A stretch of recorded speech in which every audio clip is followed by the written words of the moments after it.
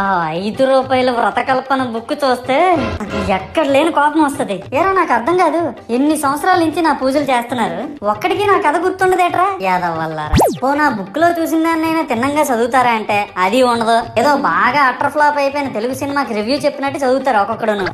ఇంకా తర్వాత 9 రాత్రుల పాటు నాకు ఎన్ని సినిమాలు చూపించాలో అన్ని సినిమాలు చూపిస్తారా. ఇందులో ఫన్నీ పార్ట్ ఏంటంటే నేను ఎన్ని బ్యాచ్లను చూస్తాను తెలుసా. ప్రతి వీధి పందిరి దగ్గరికి తిరుగుతూ నా విగ్రహాలకు రివ్యూ ఇచ్చే బ్యాచ్ ఒకటి, ప్రసాదాల కోసం ప్రతి పందిరి దగ్గరికి తిరిగే బ్యాచ్ ఇంకొకటి. ఇంకా దరిద్రం ఏంటంటే నాకు కొట్టిన కొబ్బరికాయలు ఏమైనా మిగిలిపోయేమో వాటిని తీసుకెళ్లి పచ్చడి చేసుకుందాం అనే బ్యాచ్ ఒకటి.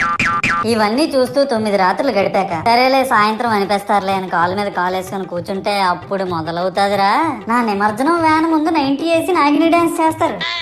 అంటే నాకు అర్థం కాదు, 9 రోజులు వాళ్ళతో కలిసి ఉన్నానని నన్ను కూడా వాళ్ళ ఫ్రెండ్ లా ట్రీట్ చేస్తారా ఏంటి? అబ్బా అబ్బా అబ్బా అబ్బా, మునిగినంత వరకు మనశ్శాంతం.